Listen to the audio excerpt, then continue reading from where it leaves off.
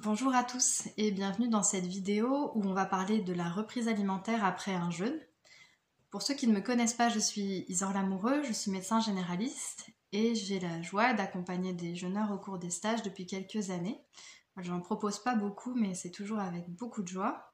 Je conseille à ceux qui ne me connaissent pas d'écouter aussi d'autres vidéos que j'ai pu faire pour comprendre un peu mon approche et aussi éventuellement de visiter les playlists où je partage des, des interventions qui me semblent vraiment intéressantes et notamment sur le jeûne et la naturopathie parce que mon idée c'est de ne pas répéter ou refaire des choses qui sont déjà faites et très bien faites. Donc je préfère les partager. Ma proposition ici, elle est destinée aux personnes que j'accompagne, aux jeûneurs que j'aurai en stage, et si elle peut bénéficier à d'autres, et ben, dans ce cas-là, tant mieux. Et pourquoi j'ai voulu faire cette vidéo, c'est parce que les topos sur la reprise alimentaire, on les fait systématiquement en stage, elles sont toujours très attendues, mais pas par moi, parce que c'est pas forcément un topo que j'aime bien faire. Et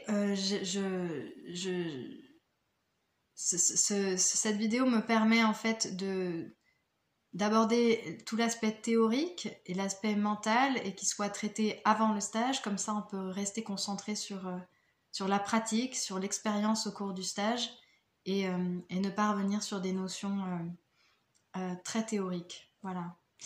Même si évidemment il y aura toujours un temps pour répondre aux questions auxquelles je ne pourrais pas forcément répondre dans cette vidéo. Alors ce qui est important de savoir, c'est qu'on est différents accompagnateurs de jeûne et qu'on a tous des propositions différentes à faire. On a différents points de vue.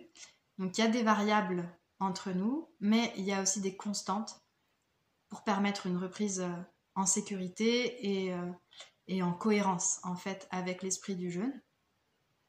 Et un même accompagnateur de jeûne peut changer d'avis au cours de son évolution, parce qu'on change, parce qu'on a différentes expériences, et donc on ne dira pas forcément toujours la même chose. Tout ça pour dire que j'ai pas la vérité, mais ici je propose une certaine vision de la reprise alimentaire. C'est vraiment important de diversifier vos sources. Je mets en lien notamment les vidéos de la personne qui m'a formée, Fabien Moine, parce que je trouve ça vraiment intéressant d'avoir différents points de vue. Moi, mon but ici est donc de ne pas répéter ce qui est déjà dit dans ces vidéos-là, même si il y a certaines répétitions qui vont être indispensables, et donc certaines notions importantes qui vont se chevaucher, mais en même temps, je vais apporter d'autres aspects, d'autres nuances, d'autres points de vue sur certaines idées. Voilà. Donc la reprise alimentaire, elle est réputée difficile. Il y a cet adage qui dit tout le monde peut jeûner, seul le sage peut reprendre. Bon, on comprend ce qu'il veut dire cet adage. Je suis un peu d'accord. On comprend ce que ça signifie. C'est un adage sous forme d'avertissement pour vraiment dire que attention, à la reprise, il peut y avoir des difficultés, il peut y avoir des pièges. Et pour certains, ça va être vraiment vrai. Mais moi, j'ai envie d'apporter un peu de nuance et un contre-pied à cette phrase. Dans mon vécu personnel, la reprise alimentaire, ça peut être aussi un très bon moment, même un moment très agréable, pas forcément difficile. Et pour moi, il faut beaucoup de sagesse pour faire une bonne descente alimentaire, il faut beaucoup de sagesse pour jeûner correctement et pour se respecter en jeûne. Et quand on a déjà mis beaucoup de sagesse dans la descente et dans le jeûne, la reprise se fait de manière fluide et simple et évidente et avec beaucoup moins de difficultés. J'ai rencontré beaucoup plus de difficultés au cours des jeûnes avec les jeûneurs, donc c'est normal, c'est ok, on est là pour ça d'ailleurs. S'il y a des accompagnateurs de jeûne, c'est pour permettre de traverser le jeûne, mais j'ai rencontré plus de difficultés en jeûne qu'on ne m'a fait de retour sur des reprises difficiles, par exemple. Et souvent, les reprises difficiles, c'est quand les jeûnes ou les descentes alimentaires ont déjà été difficiles et où on ne s'est pas respecté, où on a franchi une limite, où on aurait dû rompre le jeûne plus tôt, etc. Donc si on examine cette phrase déjà, est-ce que tout le monde peut jeûner? Non, c'est ce qu'on a pu voir à d'autres moments. Il y a des contre-indications au jeûne et il y a des contre-indications dont on se rend compte au cours du jeûne, notamment toutes les remontées émotionnelles trop intenses qui dépassent les capacités de sécurité intérieure de la personne et surtout les peurs de jeûner, par exemple, quand il y a des peurs du jeûne qui émergent au cours du jeûne, c'est une indication à rompre le jeûne. C'est dans ce sens-là, tout le monde ne peut pas jeûner, déjà pour des histoires médicales, des histoires physiologiques ou des histoires émotionnelles. Et le jeûne en lui-même demande une exigence et demande une sagesse. Voilà, donc cette phrase, elle sera vraie pour certaines personnes. Parfois, tout s'est bien passé en descente et pendant le jeûne, et la reprise, effectivement, est difficile et nécessite de se cadrer. Ça peut arriver, mais c'est pas toujours le cas. Donc, pour moi, c'était important de souligner que ça peut très bien se passer et être très agréable comme moment.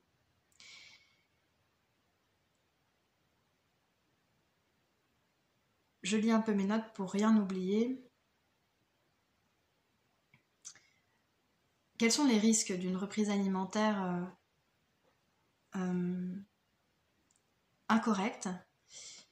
Alors, dans l'ordre du plus grave au moins grave, on aurait le syndrome de renutrition inappropriée, qui sont des troubles électrolytiques métaboliques très graves.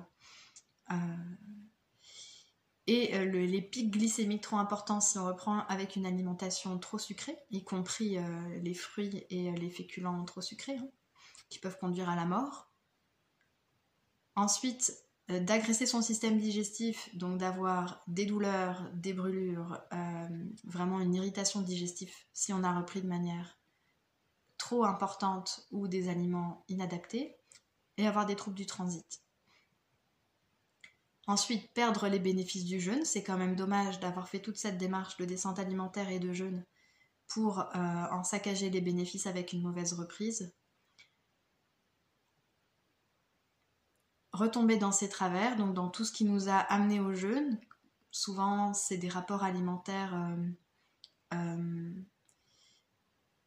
voilà, qui ne nous satisfont pas, des rapports avec certains aliments qu'on aimerait changer, etc.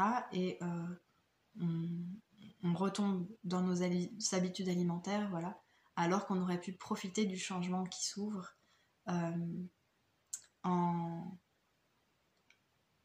en respectant un certain nombre de principes de reprise qu'on va voir.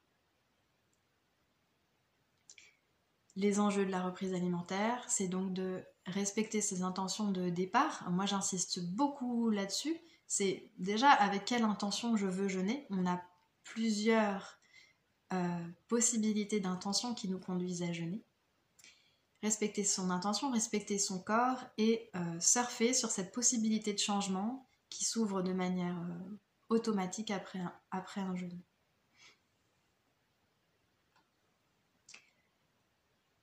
Autant, je disais, il y a différentes façons de reprendre selon les accompagnateurs de jeûne, mais le plus important, ça va être selon soi. Et même pour une même personne, en fonction des jeûnes, les reprises alimentaires seront différentes. Et c'est ça qu'on doit apprendre. Il y a aussi plein d'autres facteurs qui peuvent influencer la reprise et on va les détailler tout à l'heure. Donc, ici, je vais parler d'une reprise alimentaire qui interviendrait à la suite d'une semaine de jeûne hydrique, de jeûne à l'eau. Et ça peut s'adapter si le jeûne est plus court ou si le jeûne est plus long, mais il y aura quand même des nuances. Donc si le jeûne est de 3-4 jours, on va reprendre un petit peu plus vite. Si le jeûne est plus long, on va reprendre non seulement de manière plus lente, mais avec quelques adaptations et nuances. Donc au bout d'une semaine de jeûne, quand on reprend, parce que c'est le moment de la reprise alimentaire, et que c'est dans ce cadre-là que je m'inscris pour cette vidéo, la reprise, elle n'est pas naturelle. On ne reprend pas parce que c'est le moment pour le corps de reprendre. On reprend parce que c'est la date qu'on s'est fixée pour reprendre. Donc on va venir perturber le processus. Et c'est pour ça qu'on doit faire ça de manière progressive, de manière douce et très en lien avec ce qui se passe dans le corps. Il y a plein de questions qui se posent par rapport à cette reprise. C'est comment on doit faire, donc qu'est-ce qu'on doit reprendre, quel aliment donc, quand et comment. Et en fait, personne ne peut vous dire quoi faire. Tout doit venir de soi. Évidemment, il y a des grandes lignes, évidemment, il y a des principes, évidemment, va y avoir des règles fondamentales à respecter, à ne pas transgresser pour pas se mettre en danger. Mais fondamentalement, la manière de reprendre, elle va dépendre de soi et des deux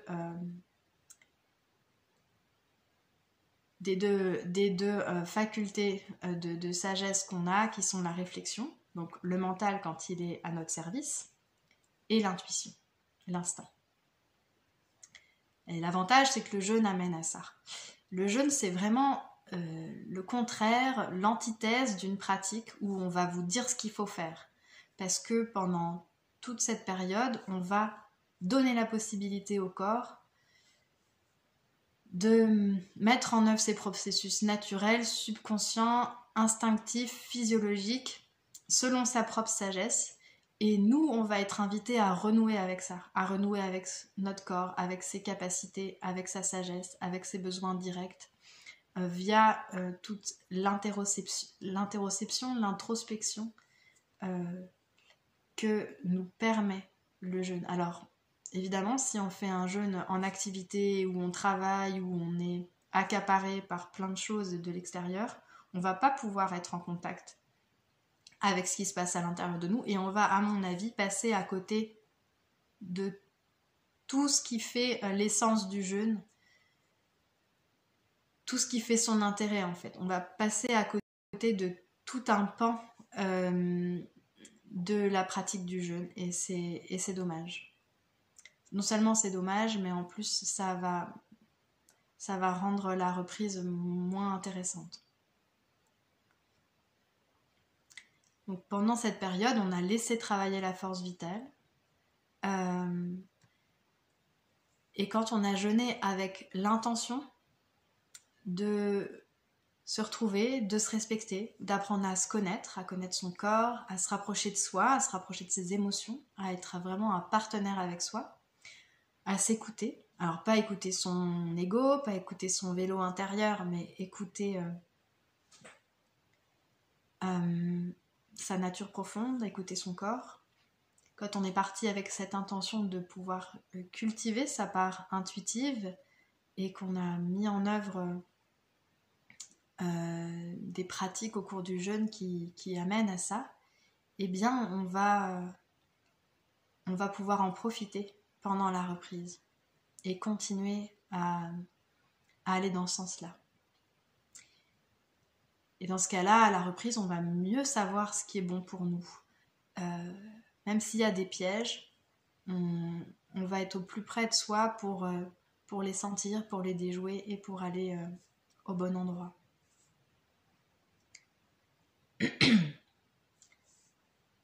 Ce qui est évident, c'est que si en reprise vous avez l'impression d'avoir l'intuition qu'il faut que vous repreniez un aliment sucré,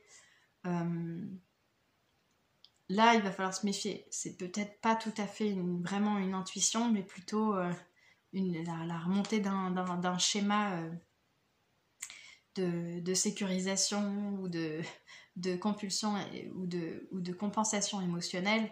Et donc il ne faut pas croire à tout ce qu'on ressent en se disant oh, bah, c'est mon intuition, c'est ça qui fait que je suis attirée par le sucre. Il faut quand même rester méfiant et avoir des garde-fous. Mais voilà, donc c'est quand même important de souligner ça. Tout au long du jeûne, on va avoir des rêves d'alimentation souvent, des envies qui nous montrent, qui sont vraiment bizarres, parfois qui nous étonnent parce qu'en fait, en réalité, on déteste cet aliment-là ou ça fait partie d'une période de notre vie où on était axé sur de la malbouffe. On peut avoir des images, etc. Et ça ne veut pas dire qu'on a besoin de cet aliment-là. C'est des choses qui remontent. On peut l'interpréter de plein de manières différentes, mais parfois il y a la confusion qui est faite, ça ne veut pas dire que c'est des aliments dont on va avoir besoin en reprise. Alors, quels sont les différents facteurs qui vont influencer la reprise? Quand on reprend, donc, on cherche à savoir quoi? Quel aliment? Comment? Cru, cuit, combien? La quantité, elle va être importante. On ne peut pas répondre sans parler de la quantité. Et quand, à quel moment dans le déroulé de la reprise. Et ça dépend de différentes choses. Ça dépend de l'intention qu'on a. À nouveau, pour la reprise alimentaire, on va poser une intention. Est-ce que je souhaite maintenir le processus d'élimination, détoxination, maintenir la cétose et tous ces avantages métaboliques que ça peut avoir, maintenir la sensation d'allègement digestif, ou est-ce qu'on va vouloir intercepter, arrêter le processus plus rapidement. Et ça dépend du temps dont on dispose pour reprendre. Parfois, on a encore une semaine et qu'on veut en profiter. Parfois pas. Parfois, on a des impératifs professionnels, personnels, sociaux, familiaux, qui font qu'on a vraiment besoin de retourner dans la vie et dans un métabolisme actif. Et donc, on va avoir un comportement de reprise différent.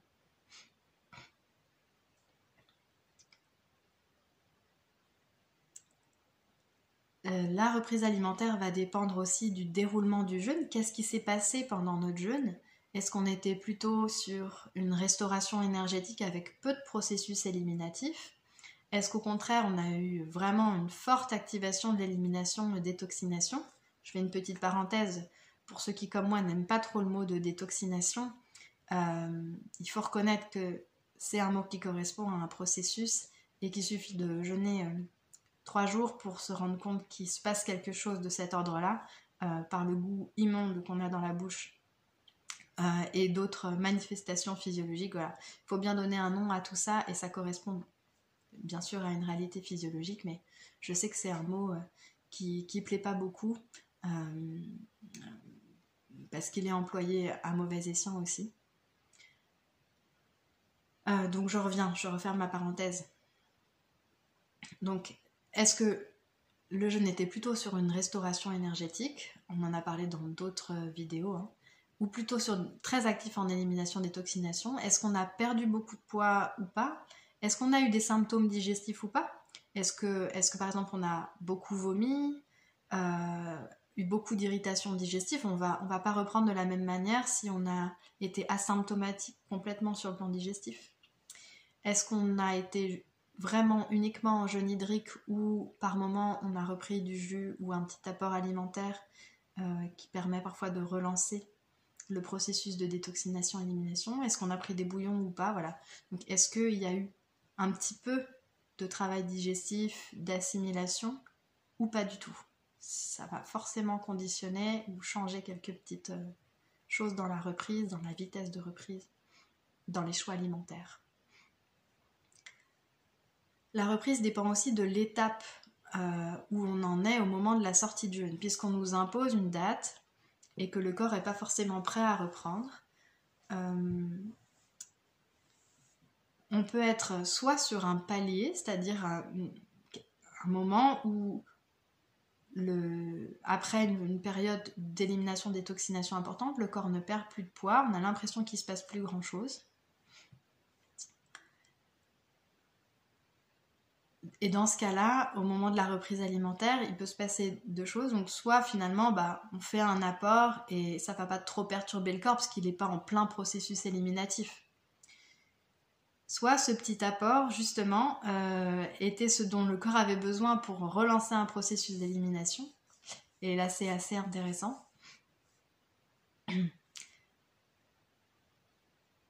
Soit quand on arrive au moment de reprendre, on est en plein processus d'élimination, détoxination, et là, forcément, le corps travaille dans un sens, on lui apporte des aliments, ça va être un peu contrariant. Donc c'est un freinage un peu rapide, et la reprise va se faire souvent de manière plus lente dans ces cas-là. Déjà parce qu'on n'a pas faim et qu'on ne sent pas forcément de reprendre à ce moment-là, on peut même être écœuré. Au moment de la sortie de jeûne, on peut avoir soit faim, soit pas faim. Alors, c'est pas forcément une vraie faim, parce qu'au bout d'une semaine de jeûne, la plupart du temps, le processus en lui-même n'est pas terminé. Le corps pourrait continuer longtemps, sauf dans certains cas où on est déminéralisé, où on a atteint son poids de sécurité, où on n'a plus l'énergie vitale pour continuer le jeûne. Et même au bout d'une semaine, chez les organismes d'aujourd'hui, ça peut se voir largement. Donc on peut avoir une faim cohérente, mais la plupart du temps c'est quand même une fausse faim, c'est une faim conditionnée parce qu'on sait qu'on devait reprendre ce jour-là et donc le corps se remet quand même en route, il se remet à saliver, il se projette dans de l'alimentation et donc il y a une sensation de faim qui revient, qui n'est pas une faim indispensable pour le corps de manger, mais qui est quand même un retour de l'envie du métabolisme assimilatif, on va dire. Et on peut ne pas avoir faim, ne pas avoir du tout envie de manger. Et là, parfois, il faut un petit coup de pouce pour sortir du jeûne progressivement et respecter ça aussi, mais tout en disant, voilà, il y a éventuellement des impératifs de la vie quotidienne et donc il va falloir reprendre progressivement.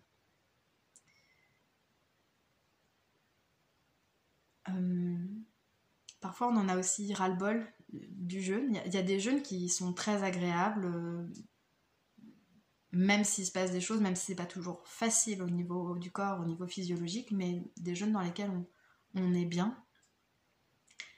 Et il y a des jeûnes où au bout de quelques jours on en a ras-le-bol, on a envie d'en sortir, soit parce que on a vécu ce qu'on devait vivre, on a passé un stade, on a senti quelque chose qui s'enclenche au niveau émotionnel ou quelque chose qui se libère et on n'a pas envie d'ouvrir un autre chapitre, on a envie de sortir du jeûne. Et donc on a hâte que ça se termine, ou vraiment, en fait c'était pas le moment, ça s'inscrivait dans une période de vie où on n'était pas vraiment disposé à l'intériorisation et on sent qu'on est pressé de sortir. Alors là, va falloir plus se modérer à la reprise quand on sent qu'on a des appels forts à sortir. Ouais. Donc tout ça, ça se module en fait en fonction de comment on se sent. De quoi dépend la reprise alimentaire? D'autres facteurs, l'état digestif antérieur, donc déjà comment on est habituellement sur le plan digestif. Est-ce qu'on a des troubles, comment on a été en descente alimentaire? L'état digestif actuel, il faut reconnaître que c'est quand même très agréable quand on a un transit qui reprend la veille ou le jour même de la reprise alimentaire en n'ayant pas ou à peine mangé. C'est un peu différent quand la reprise du transit se fait quelques jours après et qu'on accumule les aliments en se demandant quand est-ce que ça va venir, sachant que c'est pas forcément grave tant qu'on est resté sur des légumes ou des fruits et qu'on sent qu'il se passe quand même quelque chose, ça devient... C'est gênant et c'est pour ça que je ne recommande pas les féculents, les aliments amidonnés tant qu'il n'y a pas un retour du péristaltisme intestinal. Donc en fait ça c'est simplement la manifestation du fait qu'il y a une inertie après le jeûne et que parfois le corps ne trouve pas nécessaire de tout de suite relancer l'intestin, il continue ses processus de détoxination, il utilise l'énergie à autre chose et il met pas forcément en priorité de relancer le transit. Parfois c'est lié à d'autres choses, vraiment ça se bloque au niveau digestif. Parce que ça a beaucoup travaillé, ou parce qu'il y a des émotions qui sont remontées, parce que voilà, il y a une nouvelle configuration physiologique. Et là, ça peut être intéressant de voir un ostéopathe qui travaille en viscéral, en énergétique, de manière très globale, ou même un réflexologue plantaire pour accompagner les organes, débloquer des choses. C'est beaucoup plus intéressant qu'avoir des approches interventionnistes symptomatiques du type purge ou lavement, où là on va être juste à mécaniquement induire une élimination sans vraiment équilibrer la cause du blocage ou du problème, et en imposant au corps un mouvement qu'il n'était pas disposé à faire. Donc pour moi ça reste des recours d'urgence et de situations exceptionnelles. Autant que possible, on va juste écouter le corps, aller à son rythme et s'aider s'il y a besoin d'approches holistiques qui peuvent être aussi l'acupuncture, l'homéopathie. La reprise alimentaire va aussi dépendre de nos expériences antérieures de reprise, parce qu'évidemment, plus on a d'expériences de jeûne et de reprise, plus on a d'idées pour notre reprise, même si il faut s'attendre à ce que ce soit à chaque fois différent et qu'on doive à chaque fois l'adapter. Et c'est ça qui est intéressant. Se voir changer, se voir évoluer, de voir que c'est à chaque fois différent et de pouvoir rester à l'écoute de son corps et de ses besoins. Ça va dépendre ensuite de ses appétences du moment, en faisant bien la distinction entre ce qui est une envie, ce qui est un besoin, ce qui est une compulsion ou pas, et on va voir qu'on peut éviter les compulsions, et ça va dépendre aussi de la saison, même si on peut discuter si en reprise de jeûne, on veut respecter la saisonnalité ou pas. On va avoir des comportements différents si au moment de la reprise, on a faim, ce qui peut être une vraie faim ou une fausse faim, mais enfin dans tous les cas, on a envie de remanger, ou si on n'a vraiment pas faim.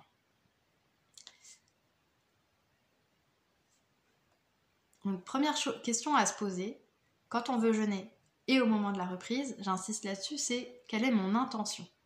Quelle est mon intention de jeûne et quelle est mon intention pour la reprise ? Est-ce que j'ai besoin de reprendre rapidement ? Est-ce que je veux couper la détoxination ? Est-ce que je veux prolonger l'effet du jeûne le plus longtemps possible ? Est-ce que je veux prolonger l'effet de la cétose avec tous ses avantages métaboliques, sur la souplesse métabolique, sur la protection du cerveau, etc. À savoir qu'il y a vraiment cette inertie après le jeûne et que le fait de remanger ne va pas tout d'un coup bloquer la détoxination. Et ça, c'est un stress pour beaucoup de personnes qui se font une idée de la détoxination, qui voudraient détoxiner un maximum, le plus possible, etc. Avec cette idée que je critique un peu de performance de la détoxination. Elle va se poursuivre, voire même on va la relancer en mangeant un petit peu. Et ça, c'est pas toujours très bien compris, et d'ailleurs, je pourrais pas vous dire c'est parce que ça fonctionne de cette manière ou d'une autre, parce qu'on n'a pas toutes les clés de la physiologie du corps et des mystères du corps humain. Donc moi, je m'avancerai pas sur le pourquoi du comment, mais tout ce qu'on constate en tout cas, c'est que parfois, en jeûne, la reprise d'une petite quantité d'aliments sous forme de jus ou une ou deux cuillères de fruits ou de légumes va relancer le processus de détoxination-élimination. Comme s'il manquait un tout petit quantum d'énergie ou une information pour permettre à la force vitale de redéclencher son processus. Et ben en fait, ça peut se passer aussi en reprise, et que finalement on était sur un palier, on reprend un petit peu, et ben là on va relancer de la détox alors qu'on espérait la couper. À l'inverse, la plupart du temps, le fait de reprendre va couper la détoxination. Mais là-dessus, en fait, c'est empirique et c'est l'expérience, mais Il y a des accompagnateurs de jeûne qui vous diront qu'un bouillon, ça coupe vraiment les processus de jeûne. Ben, en fait, oui, parfois, mais parfois ça les relance parce que justement le corps avait besoin juste un peu de ça pour pouvoir fonctionner. Donc ça, il faut le vivre, et il faut l'expérimenter et ce qui est vrai une fois ne sera pas forcément vrai la fois suivante pour nous-mêmes. Quand on souhaite intercepter ou couper le processus de jeûne plus rapidement parce qu'on a des impératifs,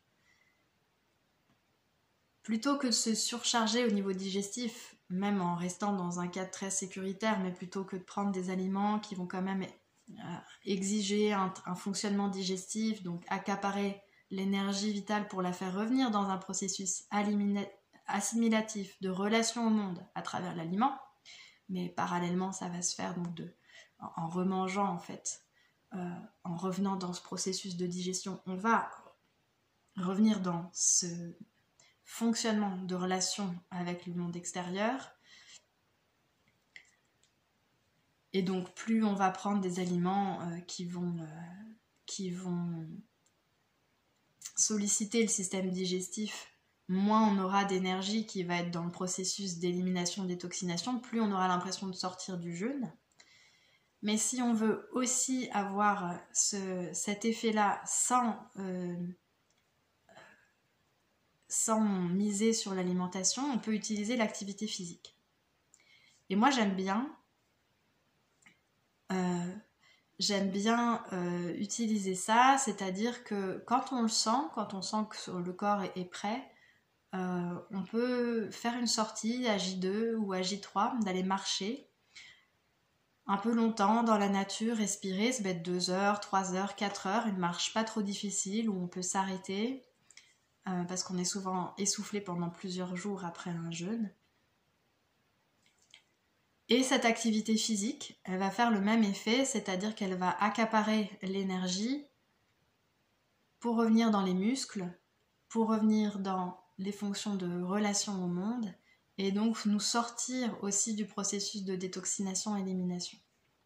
Alors ça peut sembler saugrenu aux personnes qui pratiquent le jeûne avec des randonnées ou de l'activité physique, mais parce que pour elles c'est leur quotidien pendant la semaine de jeûne, mais quand on pratique un jeûne au repos, même si on sort un peu, même si on fait des activités physiques très douces pour le corps, la sortie de quelques heures de marche en sortie de jeûne, elle va avoir un effet vraiment freinatrice sur la détoxination-élimination, et c'est même une petite victoire de pouvoir faire ça après une semaine de jeûne. C'est un moment très agréable. Donc ça peut être une stratégie intéressante.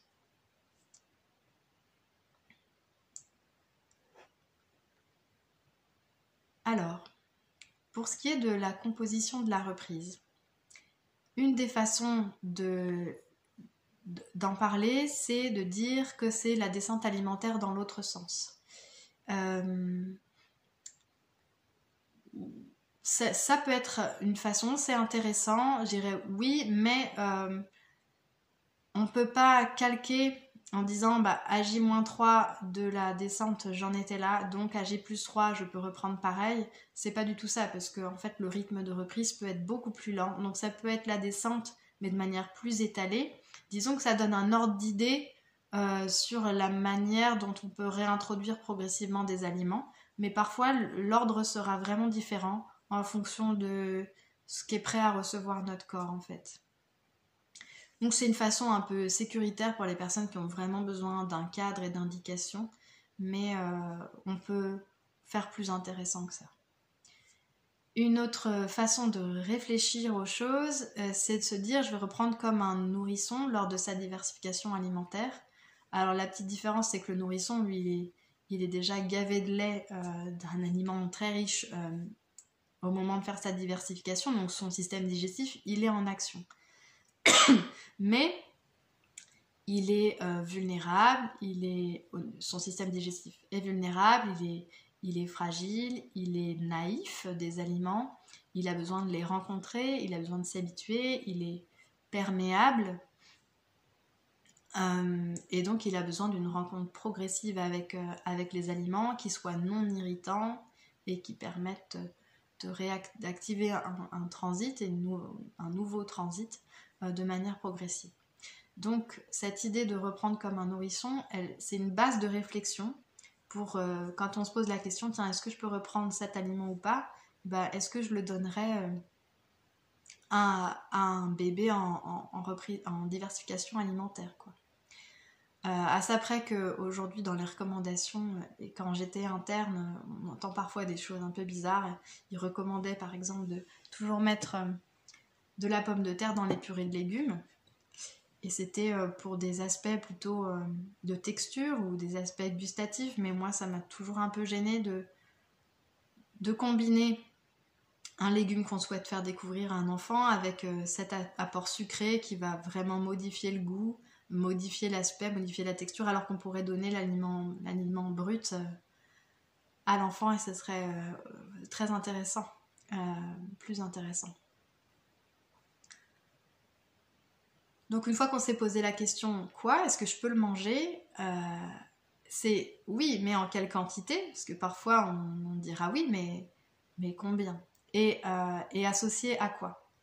Donc ça dépend toujours en fait. Vous allez me dire oui, est-ce que je peux reprendre avec la carotte? Je vais dire oui. Avec la butternut, oui. Avec la patate douce, oui. Mais quelle quantité et pas les trois associés? Avec la nuance que moi je recommande pas du tout ces aliments en reprise, mais si c'est en toute petite quantité, c'est pas dangereux. Ça va juste faire un appel de goût sucré qui peut vite perturber et on en reparlera un peu plus tard. Alors, reprendre avec des jus, oui ou non?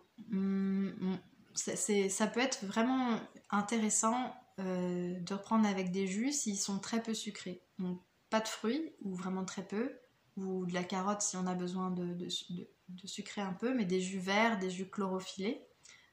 Ça peut être une bonne façon d'apporter une première information dans le corps pour les personnes qui ont été uniquement en jeûne hydrique et de commencer les aliments un petit peu plus tard. C'est pas indispensable.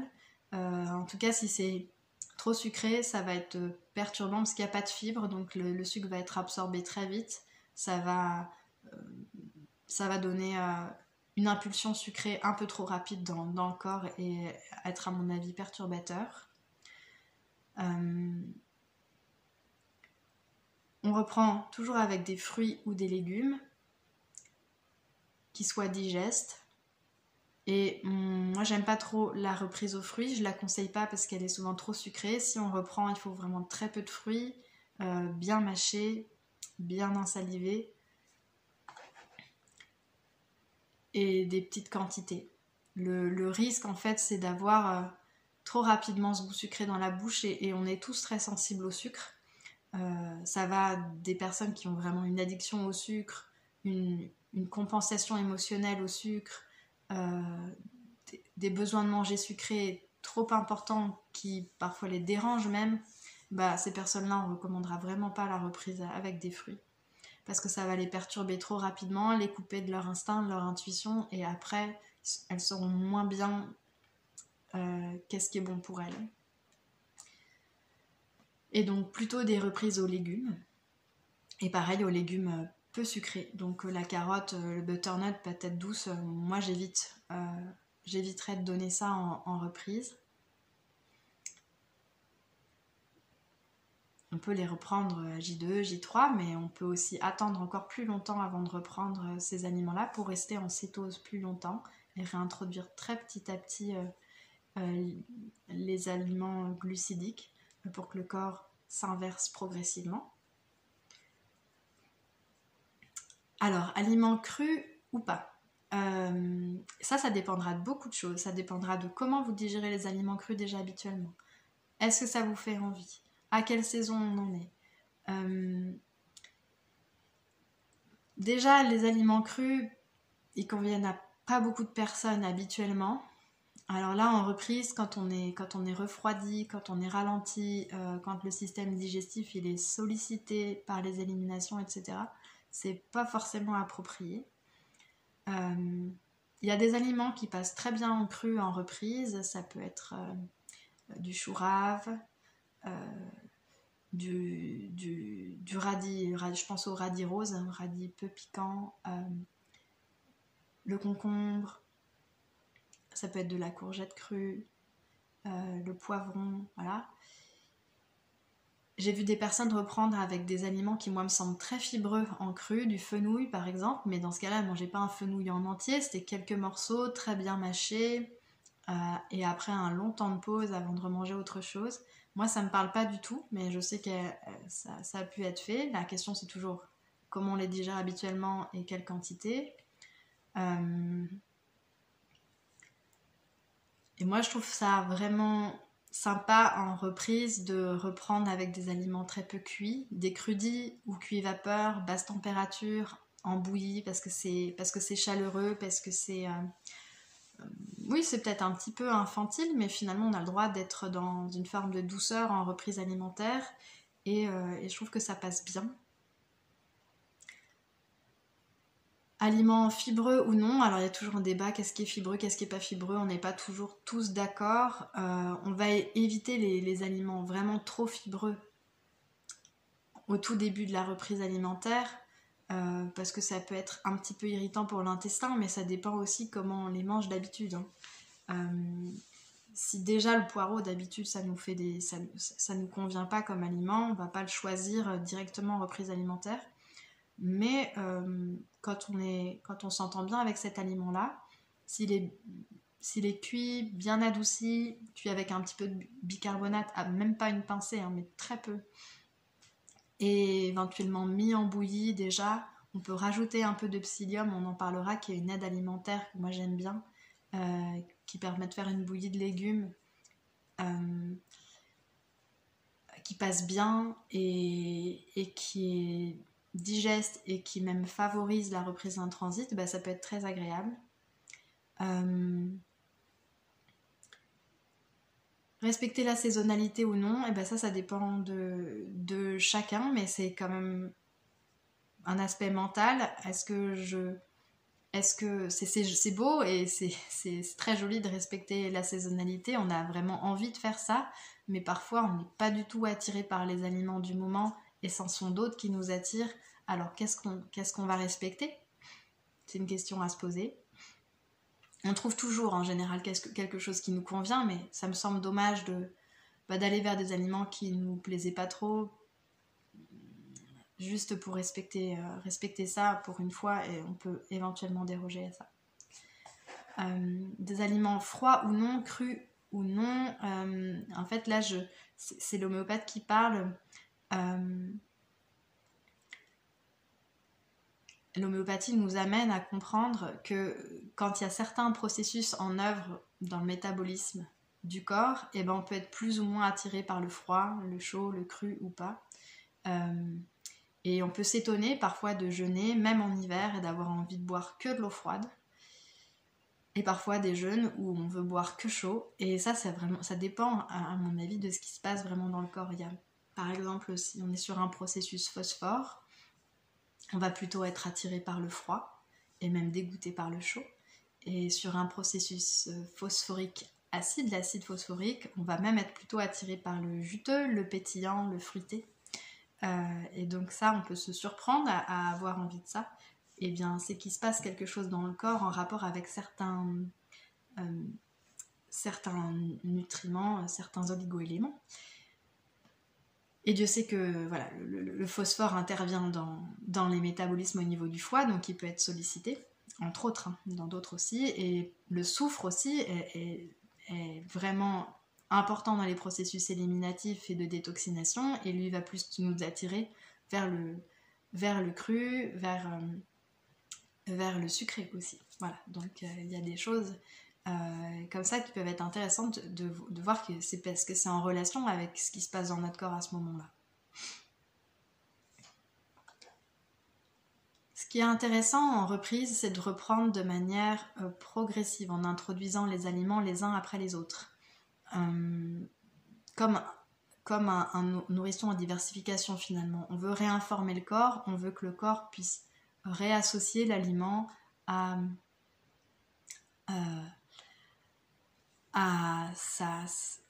son système immunitaire et se faire une cartographie un petit peu alimentaire. Et donc, en réintroduisant les aliments un par un, ça permet de savoir comment on y... Ça a coupé. C'est la seule façon de savoir comment on y réagit. C'est la seule occasion qu'on aura souvent dans l'année d'avoir ce moment de reset et de pouvoir réintroduire les aliments un par un. Même s'il y a certaines hypersensibilités alimentaires qu'on sentira, qui sont retardées, donc on ne peut pas vraiment savoir à quoi est due notre réaction puisqu'elle a lieu plusieurs jours après l'introduction de l'aliment. Mais ça reste quand même intéressant quand on a des tendances aux intolérances alimentaires, quand on a des doutes sur certains aliments. Donc des règles, respecter sa faim. Si on n'a pas faim, pas se forcer. Si on a faim, d'essayer de se cadrer un peu ou de s'accompagner en buvant de l'eau déjà pour commencer, en buvant des jus. Si on a vraiment l'appétit vraiment augmenté, se réintérioriser, continuer les respirations, les méditations, ressentir si c'est de la vraie faim ou de la fausse faim. On peut s'accompagner avec des aides alimentaires. Donc on a parlé du psyllium qui cale bien aussi, sans apport calorique. Il faut bien s'hydrater avec le psyllium. Hein. Et un aliment que j'aime bien aussi, c'est le lait de chanvre. Parce que c'est un lait végétal qui est sans sucre, naturellement sans sucre. Et qui apporte des minéraux, des acides gras qui permettent de relancer progressivement le système biliaire et qui cale bien aussi, donc qui est calorique. Hein. Il y a d'autres laits végétaux où c'est marqué sans sucre ajouté, etc. Mais il faut se méfier parce que soit déjà ils sont un peu glucidiques, soit ils rajoutent de la caroube ou des choses. Ils modifient la texture et c'est moins intéressant. Je trouve que dans le lait de chanvre, il y a une saveur douce sans être sucrée qui est sympa. Bon, ça fait pas du tout l'unanimité parmi les jeûneurs, mais pour moi c'est une aide précieuse, parfois en reprise.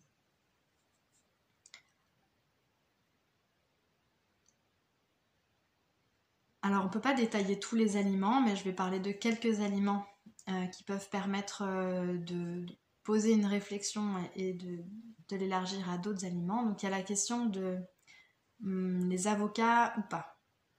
Alors moi j'aime bien l'avocat en reprise, mais la question c'est toujours combien et avec quoi. Si on fait un gros repas de reprise ou si on mange que ça. Ça peut être quelques heures après avoir mangé le premier aliment, de manger quelques cuillères d'avocat. Et ça cale bien en général et ça ne veut pas dire que le lendemain on va continuer sur une lancée en mangeant de plus en plus. Ça peut même permettre de manger un peu moins le lendemain parce que le corps est déjà en train de digérer ça. Et ça se passe plutôt bien, moi je trouve. Pour certains accompagnateurs de jeûne, l'avocat est trop gras, par exemple, et va stimuler le corps trop rapidement. Moi, je ne le donnerais pas chez quelqu'un qui a des problèmes de vésicule biliaire ou avec déjà des calculs. Alors, déjà en jeûne, on est prudent, mais relancer une chasse biliaire trop rapidement, effectivement, ce ne serait pas une bonne idée. Mais ça ne me gênerait pas, par exemple, de donner de l'avocat en diversification à un enfant dès le début, même si lui, il prend du lait depuis longtemps, mais en toute petite quantité. Je trouve que ça passe bien, j'ai jamais eu de problème avec ça. Après, bon, il y a la question de l'écologie, voilà, mais...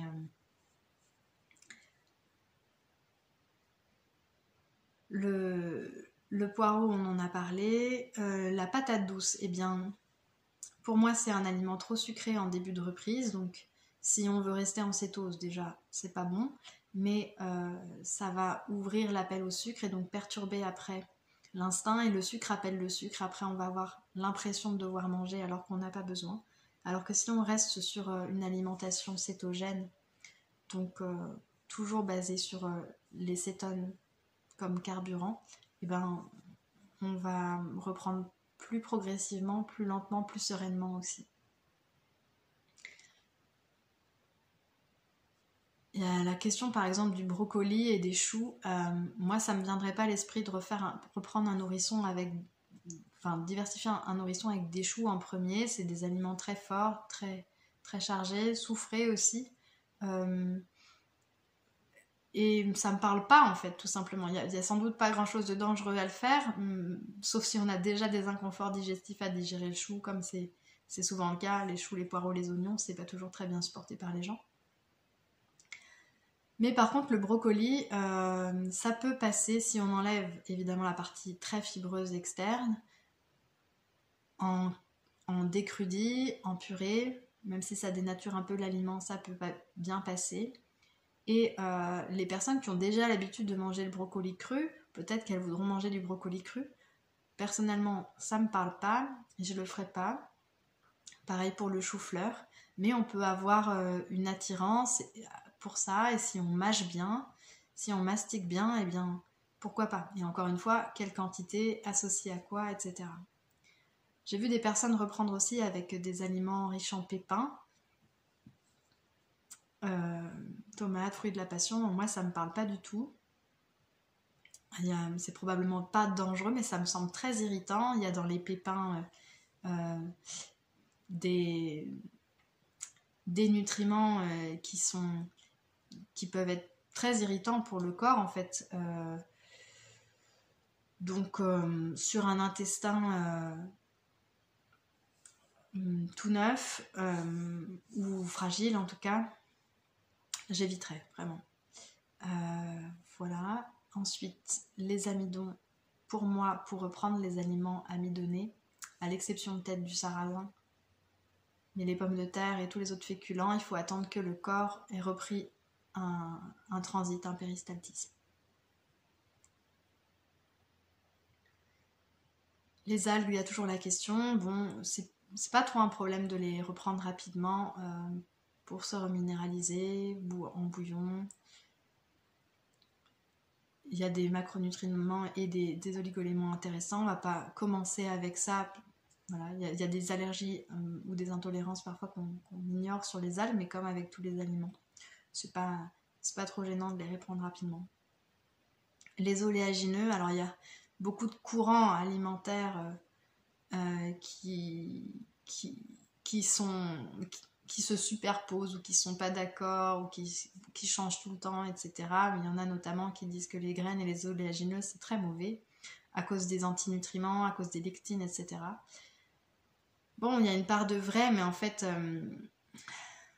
toute vérité n'est pas adaptée à tout le monde et donc, soit si on ne connaît pas ces intolérances alimentaires, bon,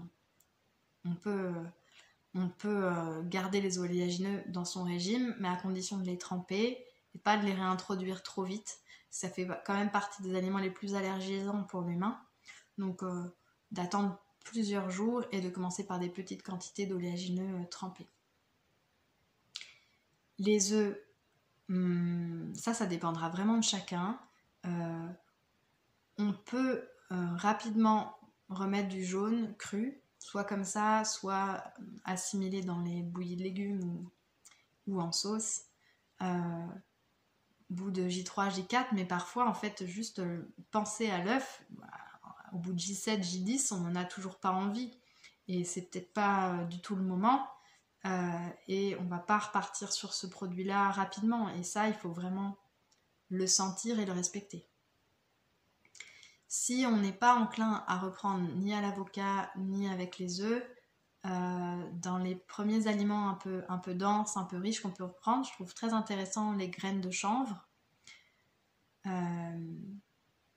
et décortiquer. Donc on peut les assimiler dans les bouillies de légumes, on peut les manger comme ça et ça va apporter progressivement de l'alimentation dense et grasse et rester aussi sur l'idée de la cétose. Et donc je trouve que c'est un très bon aliment. Avant de réintroduire de l'huile, toujours bio, première pression à froid, vraiment. Éviter les additifs le plus tard possible, voire jamais, et tous les aliments transformés, tous les aliments qui peuvent perturber le goût, les aliments trop salés, trop vinaigrés, trop de condiments, etc. Ça va vite perturber le goût et perturber donc l'instinct et l'orientation vers ce dont le corps a besoin.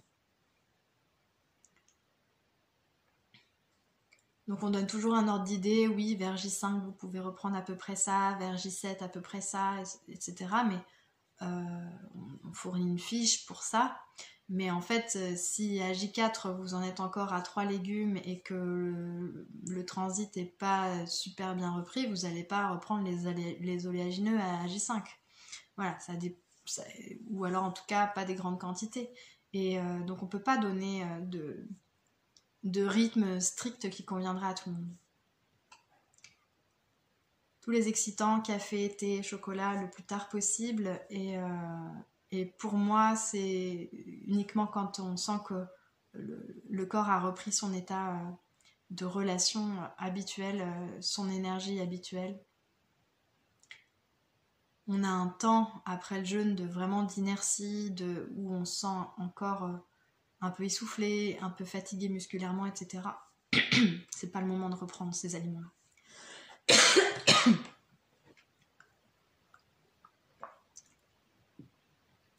Ce qui est important en reprise, c'est de se laisser surprendre par les nouvelles attirances qu'on aurait, des aliments qu'on n'aimait pas d'habitude, ou des nouvelles aversions, des nouvelles saveurs, de regarder différemment les étalages dans le magasin, de se laisser surprendre par des nouvelles envies. Il y a la question de quand reprendre les compléments alimentaires qu'on prenait. Donc déjà, à mon avis, il faut se questionner sur pourquoi je prends ces compléments-là. Est-ce que c'est pour une idée ou une croyance que j'ai sur les bienfaits qu'il peut m'apporter? Est-ce que ça m'a été prescrit? Est-ce que ça a été confirmé que j'ai une carence par rapport à ça? Est-ce que en sortie de jeûne, là, j'en ai toujours besoin? Parce que finalement, j'ai peut-être restauré mon système nerveux, restauré mon système digestif. Peut-être que j'ai une assimilation qui va mieux se passer. Est-ce que j'ai vraiment besoin de me resurcharger avec un produit de synthèse fabriqué dans une gélule, etc. Et parfois, si on a une carence vraie, la réponse est oui. Et dans ces cas-là, je dirais, moi, il faut reprendre quand l'alimentation habituelle a été reprise, qu'on a diversifié son alimentation et qu'on est revenu à une alimentation du quotidien, je dirais qu'on sort de la reprise finalement.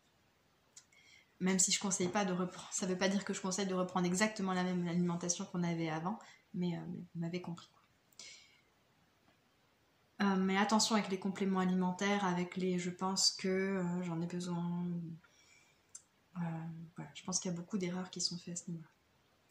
En reprise alimentaire, on s'accompagne aussi de plantes reminéralisantes, ou en tout cas d'une reminéralisation, soit par des plantes, des tisanes, l'ortie, la prêle, j'aime bien le lapacho aussi, soit par l'eau de mer, le quinton, ça peut être par les algues, ça peut être par les bouillons de légumes, mais aussi les bouillons d'os s'ils sont vraiment de très bonne qualité, la matière première de bonne qualité, des soupes miso.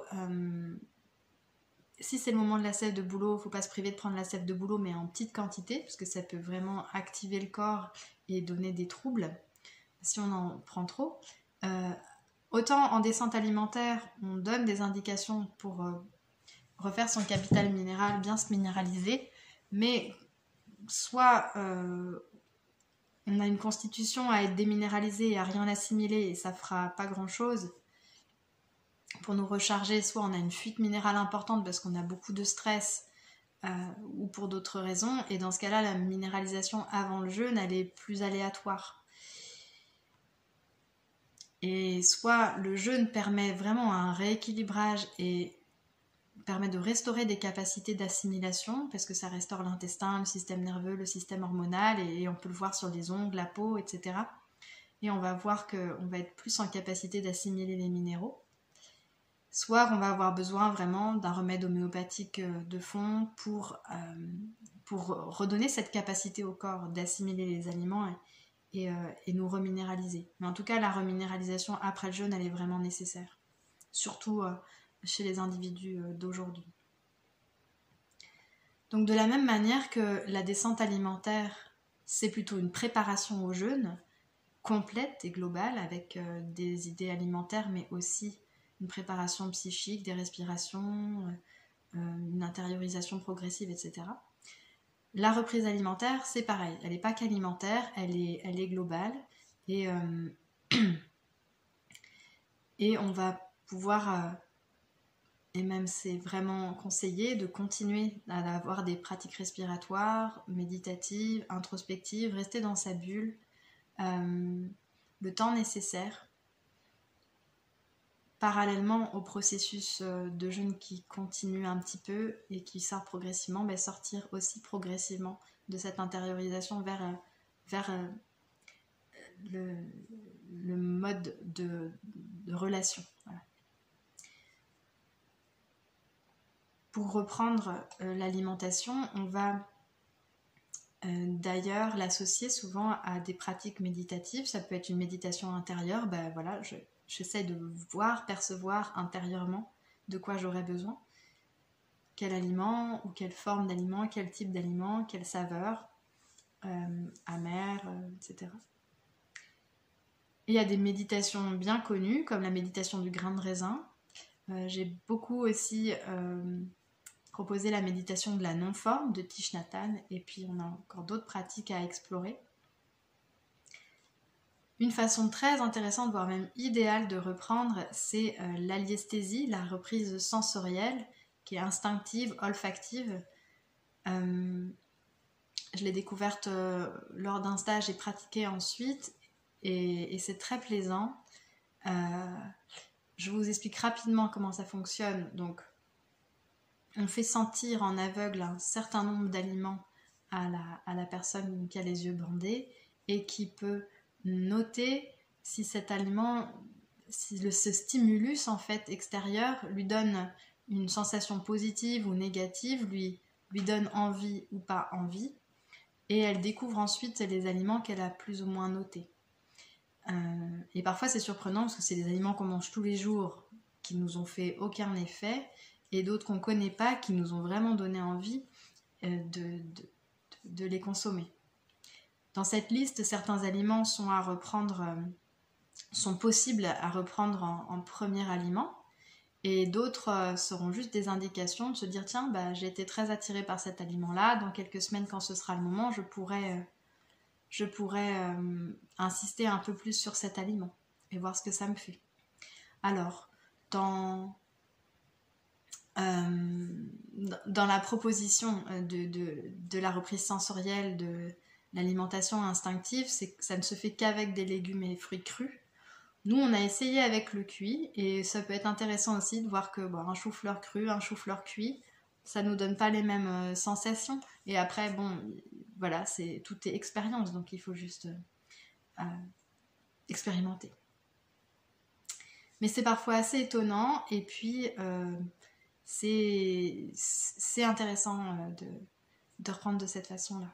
Et donc après, quand on a fait notre liste, on peut reprendre avec un aliment ou deux en cru, comme ça, jusqu'à atteindre la satiété, jusqu'à en avoir marre de cet aliment, et puis changer. C'est une approche intéressante.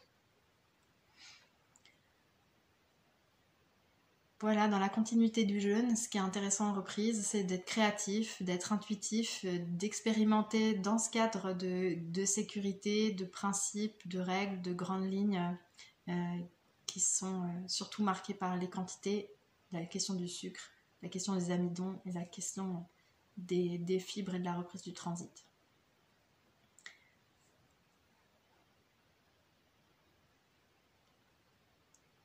Je le disais, la reprise alimentaire, c'est vraiment un retour à la vie et c'est une reprise globale. Moi, je conseille de se donner 3 jours sans travail si c'est possible après la reprise, justement pour pouvoir rester en contact avec soi, sentir les aliments, ne pas avoir d'appel à manger. parce qu'on peut vite revenir dans une croyance qu'il faut manger pour pouvoir faire ceci ou cela, même si on vient de passer une semaine en se rendant compte qu'on peut ne pas manger et faire plein de choses. Ça peut vite revenir, l'idée que voilà, si je mange pas, je vais pas pouvoir assumer telle ou telle tâche. Donc se donner 3 jours pour rester dans sa bulle en contact avec soi, retrouver son souffle, retrouver son énergie physique, aller marcher, etc. Continuer à respirer et avoir des pratiques de régulation émotionnelle. Pouvoir aussi écrire ce qui s'est passé, qu'on n'arrive pas toujours à écrire pendant la semaine de jeûne. Au niveau de l'activité physique, ça va être important de se respecter de la même manière que pour l'alimentation, parce qu'on me demande souvent mais quand est-ce que je vais pouvoir reprendre. C'est important pour les personnes de reprendre leur activité, je n'ose dire leur performance physique rapidement. Et ben en fait, je peux pas répondre parce que c'est vraiment variable d'une personne à l'autre, ça dépend des mêmes facteurs dont dépend la reprise alimentaire. Qu'est-ce qui s'est passé pendant le jeûne? Est-ce qu'on a restauré de l'énergie? Est-ce qu'on a détoxifié à fond? Est-ce qu'on a perdu beaucoup de poids? Même si c'est pas du poids de masse musculaire, bah, c'est quand même un gros changement au niveau physiologique. Et il faut penser la reprise du jeûne comme une convalescence en fait. Le jeûne, c'est comme si on provoquait une maladie, on provoque une élimination de la même façon que les maladies aiguës sont des éliminations. Et donc on va être en convalescence et il va falloir respecter ça si on veut vraiment respecter l'esprit du jeûne et cette période qu'on s'est offerte. Donc parfois l'activité physique ça va reprendre assez rapidement et on va se surprendre à pouvoir aller courir rapidement, reprendre une activité un petit peu en dessous peut-être de ses performances habituelles mais assez rapidement, et parfois ça va être beaucoup plus long parce que ça a vraiment travaillé en profondeur et qu'il y a à se reconstruire. Après la période de jeûne, il va y avoir des semaines de reconstruction, de réorganisation cellulaire, de renouvellement cellulaire. Et donc moi je donne grosso modo l'idée de 3 semaines de convalescence. Parfois ça va un peu plus vite, on se sent retourner dans sa forme habituelle plus vite. Et parfois ça va prendre un peu plus de temps, voire même beaucoup plus de temps. Et c'est la seule façon de savoir comment on y réagit. C'est la seule occasion qu'on aura souvent dans l'année d'avoir ce moment de reset et de pouvoir réintroduire les aliments un par un. Même s'il y a certaines hypersensibilités alimentaires qu'on sentira qui sont retardées, donc on ne peut pas vraiment savoir à quoi est due notre réaction puisqu'elle a lieu plusieurs jours après l'introduction de l'aliment. Mais ça reste quand même intéressant quand on a des tendances aux intolérances alimentaires, quand on a des doutes sur certains aliments. Donc des règles, respecter sa faim. Si on n'a pas faim, pas se forcer. Si on a faim, d'essayer de se cadrer un peu ou de s'accompagner en buvant de l'eau déjà pour commencer, en buvant des jus.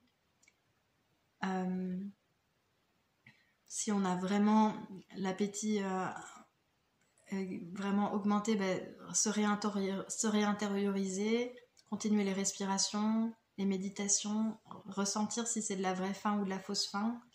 On peut s'accompagner avec des aides alimentaires. Donc on a parlé du psyllium qui cale bien aussi, sans apport calorique. Il faut bien s'hydrater avec le psyllium. Hein. Et un aliment que j'aime bien aussi, c'est le lait de chanvre. Parce que c'est un lait végétal qui est sans sucre, naturellement sans sucre. Et qui apporte des minéraux, des acides gras qui permettent de relancer progressivement le système biliaire. Et qui cale bien aussi, donc qui est calorique. Hein. Il y a d'autres, les végétaux où c'est marqué sans sucre ajouté, etc. Mais il faut se méfier parce que soit déjà ils sont un peu glucidiques, soit ils rajoutent de la caroube ou des choses. Ils modifient la texture et c'est moins intéressant. Je trouve que dans le lait de chanvre, il il y a une saveur douce sans être sucrée qui est sympa. Bon, ça fait pas du tout l'unanimité parmi les jeûneurs, mais pour moi c'est une aide précieuse, parfois en reprise.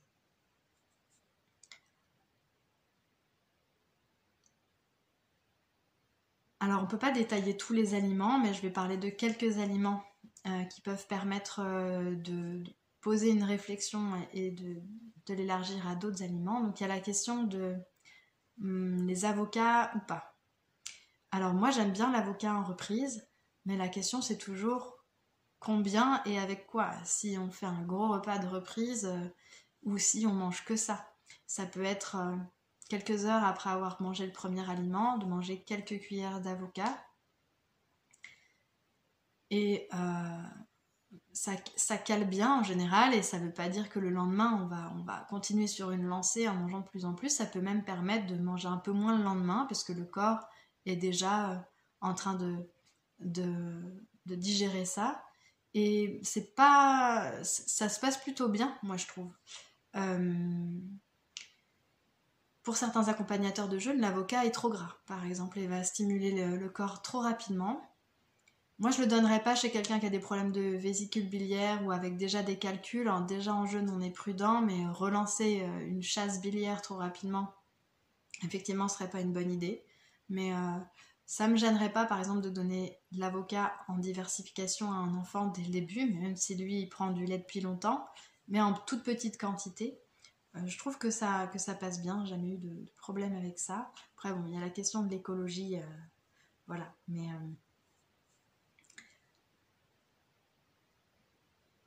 Le poireau, on en a parlé. La patate douce, eh bien, pour moi, c'est un aliment trop sucré en début de reprise. Donc, si on veut rester en cétose, déjà, c'est pas bon. Mais ça va ouvrir l'appel au sucre et donc perturber après l'instinct. Et le sucre appelle le sucre. Après, on va avoir l'impression de devoir manger alors qu'on n'a pas besoin.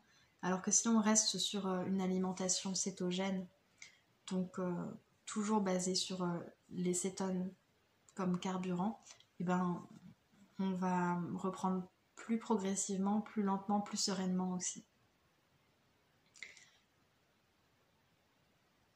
Il y a la question par exemple du brocoli et des choux. Moi, ça ne me viendrait pas à l'esprit de reprendre un nourrisson avec... Enfin, diversifier un nourrisson avec des choux en premier. C'est des aliments très forts, très, très chargés, soufrés aussi. Et ça me parle pas en fait, tout simplement. Il y a sans doute pas grand chose de dangereux à le faire, sauf si on a déjà des inconforts digestifs à digérer le chou, comme c'est souvent le cas. Les choux, les poireaux, les oignons, c'est pas toujours très bien supporté par les gens. Mais par contre, le brocoli, ça peut passer si on enlève évidemment la partie très fibreuse externe, en décrudis, en purée, même si ça dénature un peu l'aliment, ça peut bien passer. Et les personnes qui ont déjà l'habitude de manger le brocoli cru, peut-être qu'elles voudront manger du brocoli cru. Personnellement, ça me parle pas, et je le ferai pas. Pareil pour le chou-fleur, mais on peut avoir une attirance pour ça, et si on mâche bien, si on mastique bien, eh bien, pourquoi pas. Et encore une fois, quelle quantité, associée à quoi, etc. J'ai vu des personnes reprendre aussi avec des aliments riches en pépins, tomates, fruits de la passion. Moi, ça me parle pas du tout. C'est probablement pas dangereux, mais ça me semble très irritant. Il y a dans les pépins des nutriments qui peuvent être très irritants pour le corps en fait. Donc sur un intestin tout neuf ou fragile en tout cas, j'éviterais vraiment. Voilà. Ensuite, les amidons. Pour moi, pour reprendre les aliments amidonnés, à l'exception peut-être du sarrasin, mais les pommes de terre et tous les autres féculents, il faut attendre que le corps ait repris un transit, un péristaltisme. Les algues, il y a toujours la question. Bon, c'est pas trop un problème de les reprendre rapidement pour se reminéraliser ou en bouillon. Il y a des macronutriments et des oligoéléments intéressants. On va pas commencer avec ça Voilà, il y a des allergies ou des intolérances parfois qu'on ignore sur les algues, mais comme avec tous les aliments, c'est pas trop gênant de les reprendre rapidement. Les oléagineux, alors il y a beaucoup de courants alimentaires qui se superposent ou qui sont pas d'accord ou qui changent tout le temps, etc. Mais il y en a notamment qui disent que les graines et les oléagineux c'est très mauvais à cause des antinutriments, à cause des lectines, etc. Bon, il y a une part de vrai, mais en fait, toute vérité n'est pas adaptée à tout le monde et donc, soit si on ne connaît pas ces intolérances alimentaires, bon, on peut garder les oléagineux dans son régime, mais à condition de les tremper et pas de les réintroduire trop vite. Ça fait quand même partie des aliments les plus allergisants pour l'humain. Donc, d'attendre plusieurs jours et de commencer par des petites quantités d'oléagineux trempés. Les œufs, ça dépendra vraiment de chacun. On peut rapidement remettre du jaune cru, soit comme ça, soit assimilé dans les bouillies de légumes ou en sauce, au bout de J3, J4, mais parfois, en fait, juste penser à l'œuf, au bout de J7, J10, on n'en a toujours pas envie. Et c'est peut-être pas du tout le moment. Et on va pas repartir sur ce produit-là rapidement. Et ça, il faut vraiment le sentir et le respecter. Si on n'est pas enclin à reprendre ni à l'avocat ni avec les œufs, dans les premiers aliments un peu denses, un peu riches qu'on peut reprendre, je trouve très intéressant les graines de chanvre et décortiquer, donc on peut les assimiler dans les bouillies de légumes, on peut les manger comme ça et ça va apporter progressivement de l'alimentation dense et grasse et rester aussi sur l'idée de la cétose. Et donc, je trouve que c'est un très bon aliment. Avant de réintroduire de l'huile, toujours bio, première pression à froid, vraiment. Éviter les additifs le plus tard possible, voire jamais. Et tous les aliments transformés, tous les aliments qui peuvent perturber le goût, les aliments trop salés, trop vinaigrés, trop de condiments, etc. Ça va vite perturber le goût et perturber donc l'instinct et l'orientation vers ce dont le corps a besoin. Donc on donne toujours un ordre d'idée, oui, vers J5 vous pouvez reprendre à peu près ça, vers J7 à peu près ça, etc. Mais on fournit une fiche pour ça. Mais en fait, si à J4 vous en êtes encore à 3 légumes et que le transit n'est pas super bien repris, vous n'allez pas reprendre les oléagineux à J5. Voilà, ou alors en tout cas pas des grandes quantités. Et donc on ne peut pas donner de rythme strict qui conviendra à tout le monde. Tous les excitants, café, thé, chocolat, le plus tard possible. Et pour moi, c'est uniquement quand on sent que le corps a repris son état de relation habituelle, son énergie habituelle. On a un temps après le jeûne vraiment d'inertie, où on se sent encore un peu essoufflé, un peu fatigué musculairement, etc. C'est pas le moment de reprendre ces aliments-là.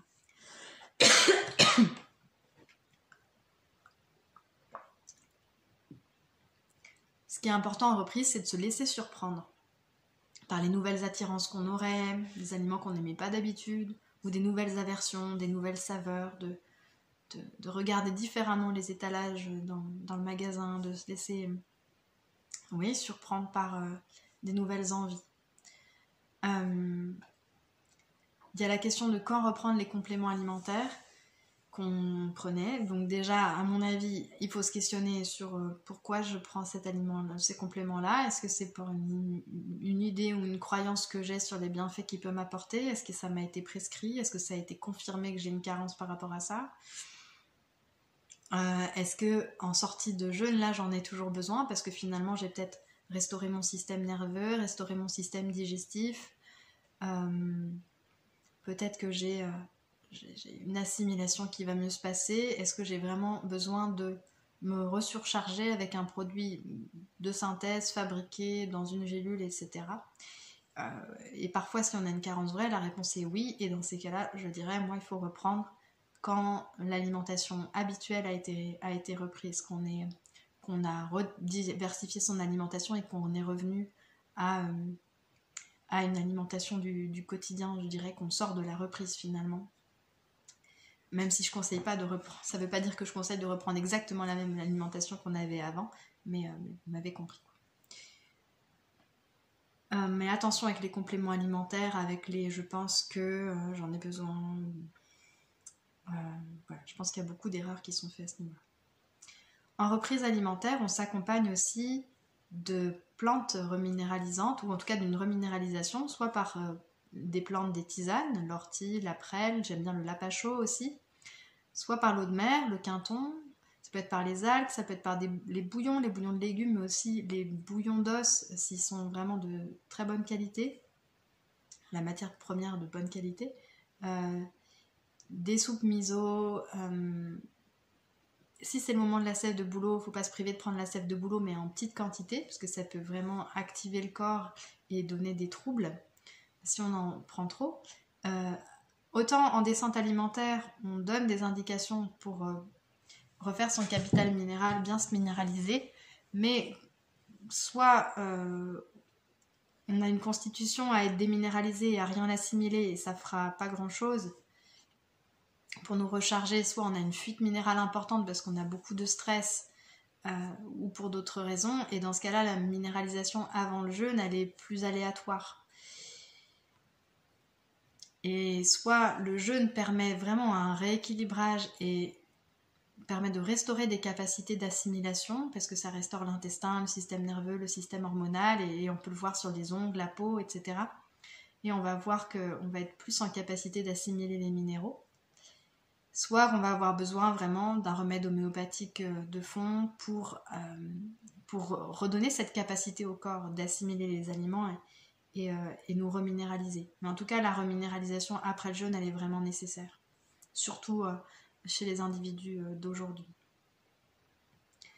Donc de la même manière que la descente alimentaire, c'est plutôt une préparation au jeûne complète et globale avec des idées alimentaires, mais aussi une préparation psychique, des respirations, une intériorisation progressive, etc. La reprise alimentaire, c'est pareil. Elle n'est pas qu'alimentaire, elle est globale. Et on va pouvoir, et même c'est vraiment conseillé, de continuer à avoir des pratiques respiratoires, méditatives, introspectives, rester dans sa bulle, le temps nécessaire, parallèlement au processus de jeûne qui continue un petit peu et qui sort progressivement, sortir aussi progressivement de cette intériorisation vers le mode de relation. Voilà. Pour reprendre l'alimentation, on va d'ailleurs l'associer souvent à des pratiques méditatives. Ça peut être une méditation intérieure, voilà, j'essaie de voir, percevoir intérieurement de quoi j'aurais besoin, quel aliment ou quelle forme d'aliment, quel type d'aliment, quelle saveur, amère, etc. Et il y a des méditations bien connues, comme la méditation du grain de raisin. J'ai beaucoup aussi proposé la méditation de la non-forme de Thich Nhat Hanh, et puis on a encore d'autres pratiques à explorer. Une façon très intéressante, voire même idéale de reprendre, c'est l'aliesthésie, la reprise sensorielle, qui est instinctive, olfactive. Je l'ai découverte lors d'un stage et pratiquée ensuite, et c'est très plaisant. Je vous explique rapidement comment ça fonctionne. Donc, on fait sentir en aveugle un certain nombre d'aliments à la personne qui a les yeux bandés et qui peut noter si cet aliment, ce stimulus en fait extérieur lui donne une sensation positive ou négative, lui donne envie ou pas envie, et elle découvre ensuite les aliments qu'elle a plus ou moins notés. Et parfois c'est surprenant parce que c'est des aliments qu'on mange tous les jours qui nous ont fait aucun effet, et d'autres qu'on ne connaît pas qui nous ont vraiment donné envie de les consommer. Dans cette liste, certains aliments sont à reprendre, sont possibles à reprendre en premier aliment, et d'autres seront juste des indications de se dire tiens, bah, j'ai été très attirée par cet aliment-là, dans quelques semaines quand ce sera le moment, je pourrais insister un peu plus sur cet aliment et voir ce que ça me fait. Alors, dans la proposition de la reprise sensorielle de l'alimentation instinctive, c'est que ça ne se fait qu'avec des légumes et fruits crus. Nous, on a essayé avec le cuit, et ça peut être intéressant aussi de voir que un chou-fleur cru, un chou-fleur cuit, ça nous donne pas les mêmes sensations. Et après, voilà, tout est expérience, donc il faut juste expérimenter. Mais c'est parfois assez étonnant, et puis c'est intéressant de reprendre de cette façon-là. Et donc après, quand on a fait notre liste, on peut reprendre avec un aliment ou deux en cru, comme ça, jusqu'à atteindre la satiété, jusqu'à en avoir marre de cet aliment, et puis changer. C'est une approche intéressante. Voilà, dans la continuité du jeûne, ce qui est intéressant en reprise, c'est d'être créatif, d'être intuitif, d'expérimenter dans ce cadre de sécurité, de principes, de règles, de grandes lignes qui sont surtout marquées par les quantités, la question du sucre, la question des amidons et la question des fibres et de la reprise du transit.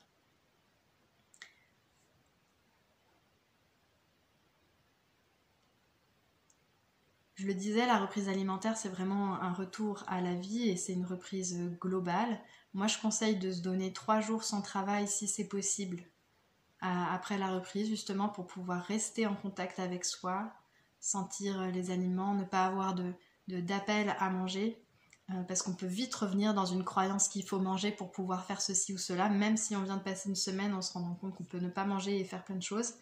Ça peut vite revenir, l'idée que voilà, si je mange pas, je vais pas pouvoir assumer telle ou telle tâche.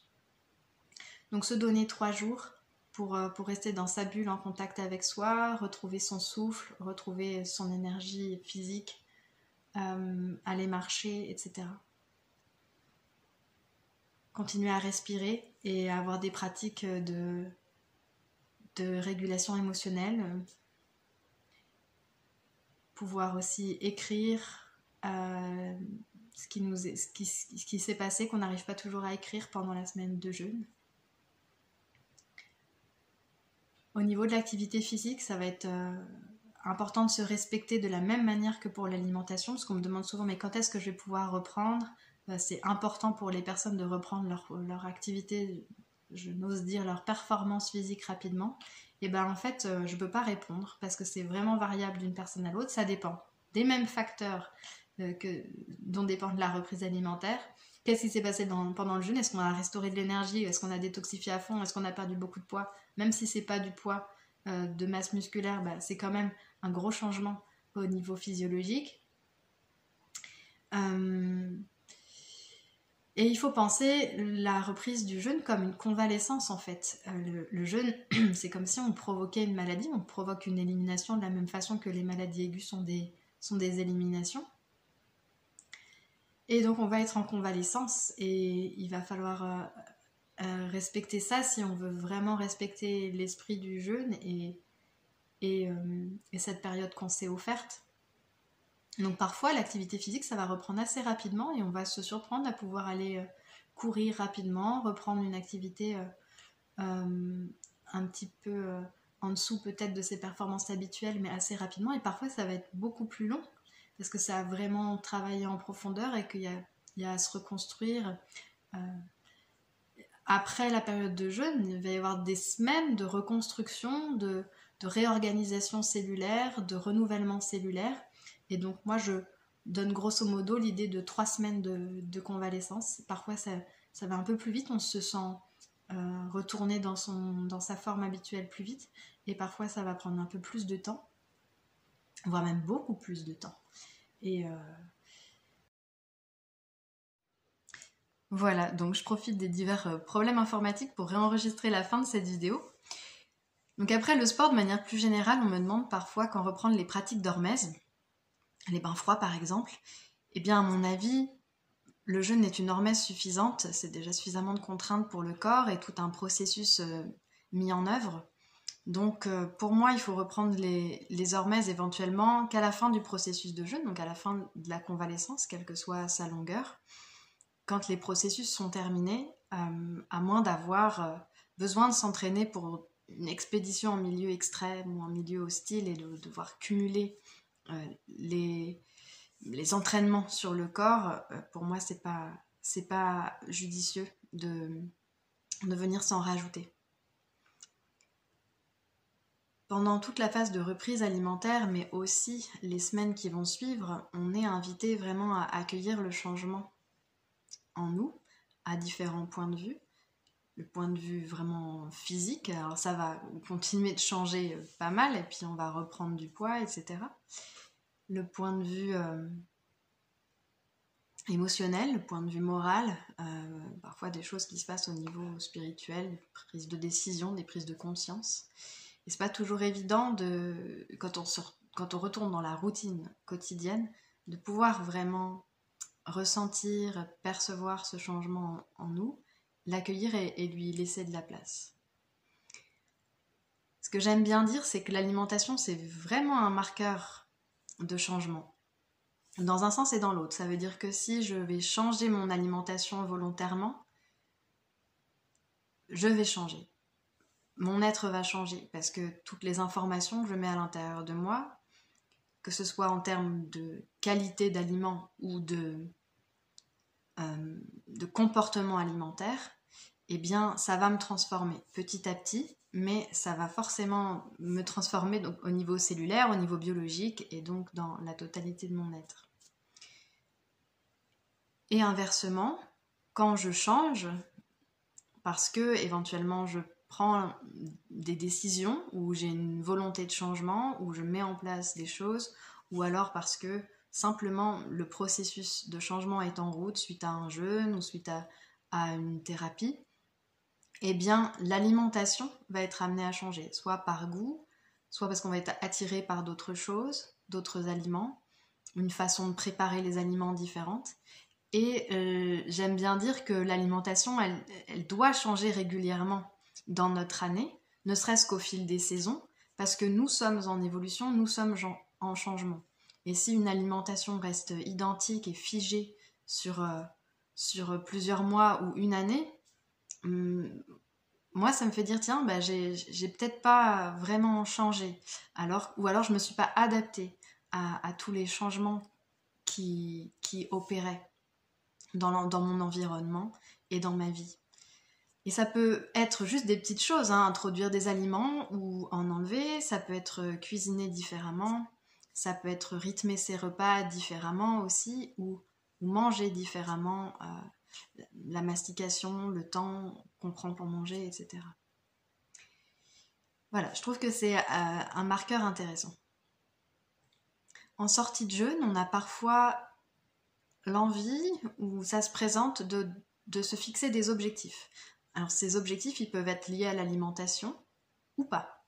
Ils peuvent être liés à l'idée de jeûne ou pas, par exemple se fixer un jour de jeûne ou un soir de jeûne dans la semaine ou des plages de jeûne de quelques jours répartis dans l'année, mais pas forcément, ça peut être des objectifs qui touchent un des piliers de l'hygiène de santé, un des piliers de l'hygiène de vie. Donc au niveau activité physique, exposition au soleil, régulation émotionnelle, lien aux autres. Pour certaines personnes, ça va être de s'imposer plus une discipline ou de s'imposer un comportement pour adopter des nouvelles pratiques de vie. Et pour d'autres personnes, ça va être d'avoir plus de souplesse, comme au niveau alimentaire, s'autoriser plus de diversité et de fantaisie, je dirais. L'objectif, dans tous les cas, au début, c'est plus adapté s'il est simple, réalisable, mesurable et marqué dans le temps.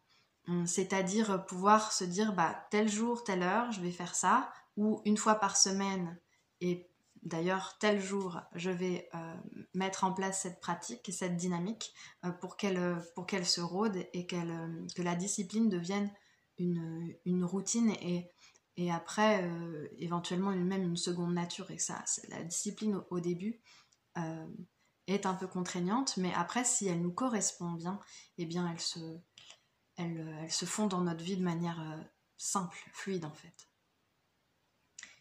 Ce qu'on conseille souvent aussi, quand on a eu des prises de conscience importantes, c'est d'attendre avant de prendre les grandes décisions qui ont éventuellement jailli de nous pendant la période de jeûne, et donc d'attendre la fin du processus, la fin de la convalescence pour vraiment se poser avec cette décision et voir si elle est juste pour nous.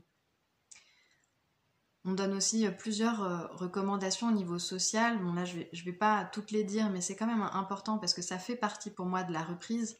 Le fait qu'on va retourner dans le monde au contact des autres qui n'ont pas forcément l'expérience du jeûne et la compréhension de cette pratique. Et en fait, on va devoir accueillir l'autre alors qu'on espère parfois que l'autre nous accueille.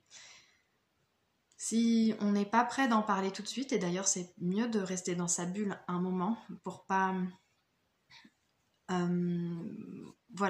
défragmenter l'expérience ou la trahir par des mots, des explications qui ne seraient pas entendues, pour pas l'abîmer, je dirais même. Eh bien, ouvrir la possibilité d'en parler plus tard, quand le cadre n'est pas là pour le faire, et vraiment pas être dans une sorte d'opposition ou de revendication ou de fierté, mais de juste ouvrir un dialogue et un partage d'expériences. Quand on se retrouve en situation où on a l'impression de devoir être conforme à des façons de faire sociales, des comportements souvent alimentaires ou de boissons notamment, eh bien ça c'est souvent confrontant pour les jeûneurs.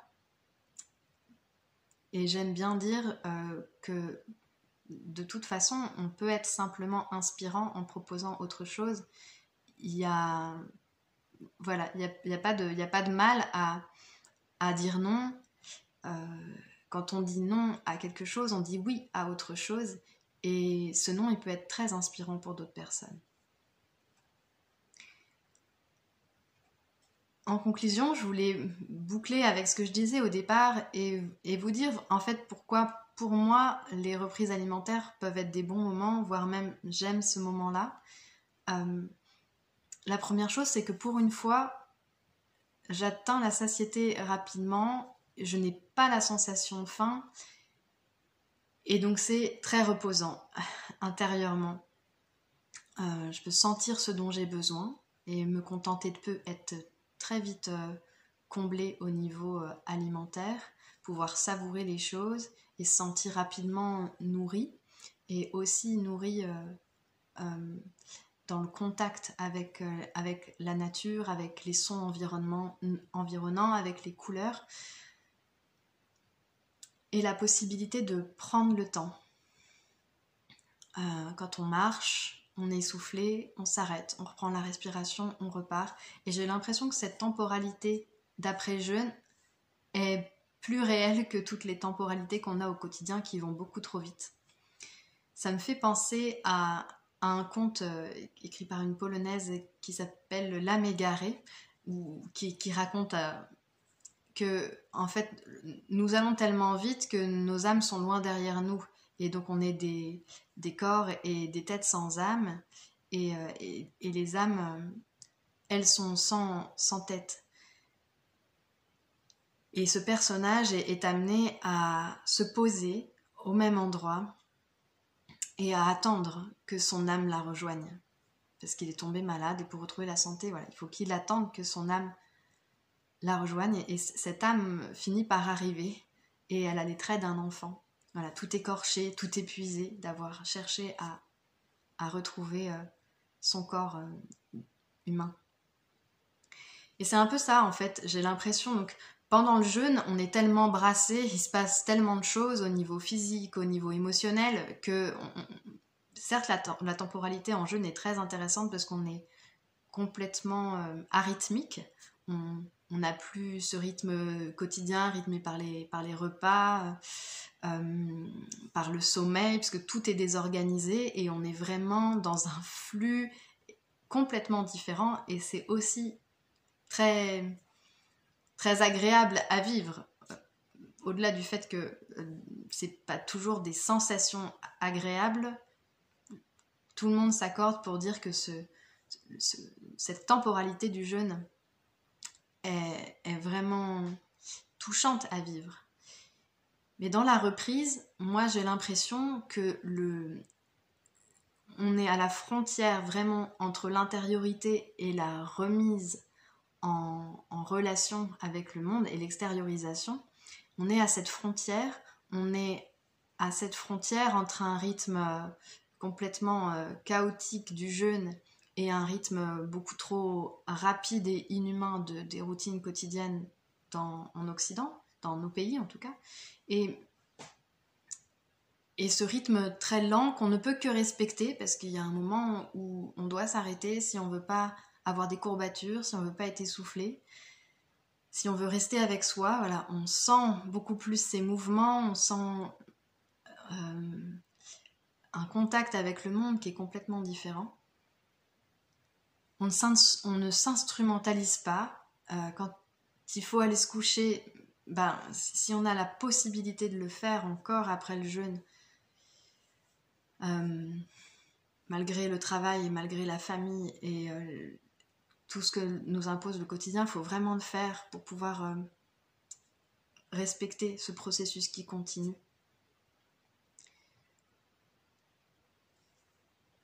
Et ce repos en fait qui continue pour pouvoir réorganiser les cellules, les renouveler, tout ce qui continue à se faire dans le corps.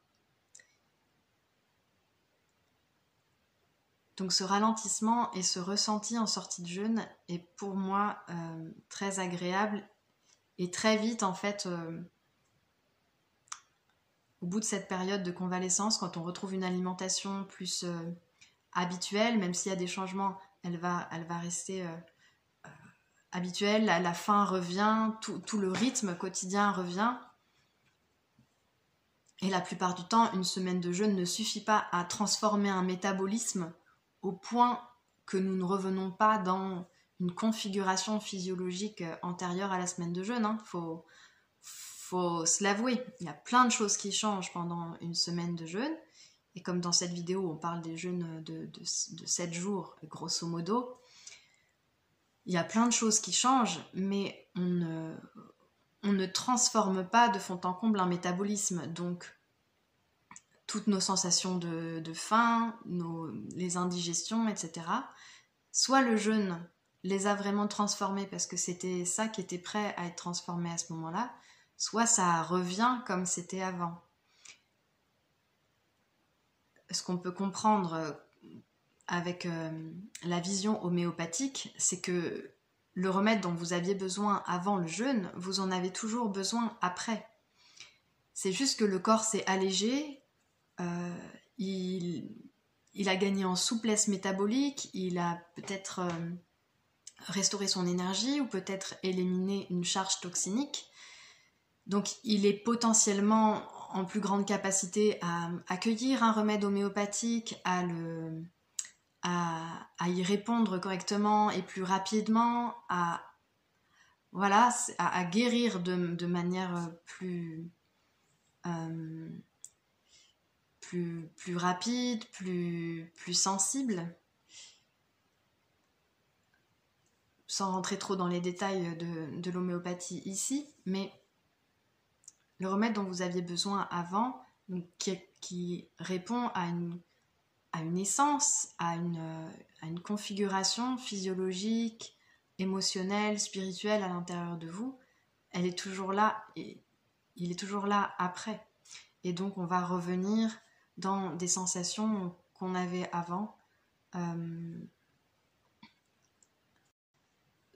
moins d'être dans un cas vraiment particulier où le jeûne d'une semaine a répondu à un symptôme précis. Mais dans un jeûne d'une semaine, potentiellement il y aura un changement très significatif sur un symptôme ou 2 symptômes. Mais si on ne met pas en place un traitement de fond, que ce soit en homéopathie ou en médecine chinoise par exemple, eh bien ces symptômes-là vont avoir tendance à revenir progressivement. à récidiver, à moins d'avoir vraiment mis en place une transformation globale à l'occasion de ce jeûne. Voilà, c'est la fin de cette vidéo. Comme je l'ai dit précédemment, pour moi c'est important d'avoir différents points de vue. Et j'aime bien aussi écouter d'autres accompagnateurs de jeunes proposer d'autres reprises et toujours le réécouter.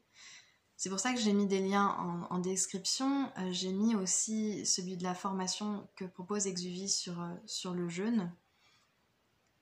Parce qu'Exuvie m'a soutenue jusqu'à maintenant pour tous mes stages. Et j'en profite aussi pour dire, pour ceux qui ne connaissent pas Exuvie justement, que les derniers exemplaires de mon livre, à ma connaissance, sont toujours disponibles sur le site de la maison d'édition. Il m'arrive de rajouter des choses en commentaire aussi si des jeûneurs me font soulever une question à laquelle j'aurais pas répondu. Même si je fais pas beaucoup de jeûnes, eh bien je viendrai rajouter cela. Merci d'avoir suivi cette longue vidéo. Je l'ai faite pour vous parce que c'est un sujet qui revient souvent, qui est demandé. Ça permet de balayer de manière assez large et presque complète, mais jamais complètement complète le sujet. Individualisé toujours, adapté à la réalité du moment et soyez un ami pour vous-même en jeûne, c'est très important. Voilà. À bientôt.